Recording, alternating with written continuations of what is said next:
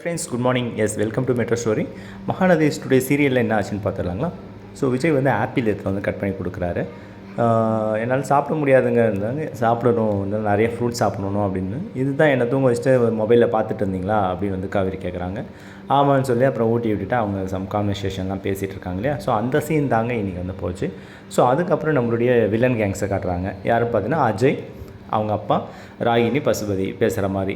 அஜய் அவங்க அப்பா வந்து ஒத்துவார் மாதிரி, என்ன அன்பு நான் இவ்வளோ சொல்கிறேன் ஒத்துக்க மாட்டேறியா அப்படின்னு அவர் கடைசி வரைக்கும் கன்வின்ஸ் ஆகாத மாதிரி பேசியிருக்காரு. அதுக்கப்புறம் ஒத்துக்கிறாரு. ஓகே நான் பண்ணுறேன் அப்படின்ற ஒரு முடிவு வந்துடுறாங்க. அதாவது வெண்ணிலாவை அவங்க அப்பா அம்மாவை விஜய் சொல்லி தான் கொலை பண்ணதான் சொல்ல அவர் ஒத்துக்கிறாருங்க.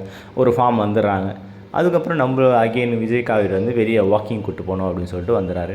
மேலே சூரியனை பார்க்குறாரு. அதுக்குள்ளே சாயங்காலம் ஆகுதே, அப்படி சீக்கிரமாக போதே அப்படின்னு சொல்லி அந்த கான்வர்சேஷன். சரி வாங்க வாக் பண்ணிவிட்டு ஒரு ½ ஹவர் ஆயிடுச்சு, கால் வலித்து உட்காரணும் கூட்டி போய்ட்டு உட்கார வச்சுட்டு அங்கே கான்வர்சேஷன். ஸோ இந்த ப்ரொமோவில் இப்போ நம்ம பார்த்தோம் இல்லைங்களா, அந்த மாதிரி காலை அமுக்கிற சீனு.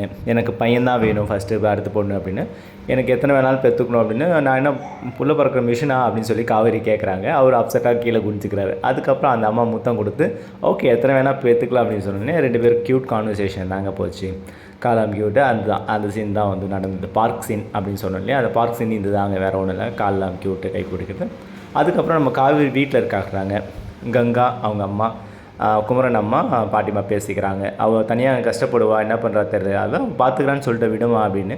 ஸோ இன்னும் கான்வர்சேஷன் பண்ணும்போது என்ன ஆகுதுன்னா, குமரன் வந்துடுறாரு. குமரன் அப்புறம் ஹவுஸ் ஓனரும் வந்துடுறாங்க. ஹவுஸ் ஓனர் அந்த அம்மா வந்து ஏன் இப்படி பண்ணுறீங்க, இது மறுபடியும் அவள் வெளியே போயிருக்கா, என்ன பிரச்சனையை கூப்பிட்டு வரோம், மீடியாலாம் இனிமேல் வரக்கூடாதுன்னு சொல்லிட்டு ஆஸ் ஹவுஸ் ஓனராக அவங்க வந்து வார்ன் பண்ணி பேசிகிட்டு இருக்காங்க. காவேரி கான்ட்ராக்ட் மேரேஜ் பண்ணது எங்களுக்குலாம் தெரியாது, தெரிஞ்சால் விட்டுருக்க மாட்டோம். அது மட்டும் இல்லாமல் அவள் எமர்ஜென்சிக்காக தான் அந்த மாதிரி பண்ணியிருக்கிறா. அவள் கான்ட்ராக்ட் முடிஞ்சு விஜய் அவன் வீட்டுக்கு அனுப்பும்போது தான் எங்களுக்கு தெரியும் நாங்கள் எங்கள் மேலே எந்த தப்பும் நாங்களும் நல்லா வந்த குடும்பம் அப்படின்னு எக்ஸ்பிளைன் பண்ணுறாங்க. அதெல்லாம் எனக்கு தெரியாதுங்க அப்படின்னு சொல்லி ஹவுஸ் ஓனர் வந்து சொல்லின்னு இருக்கிறாங்க.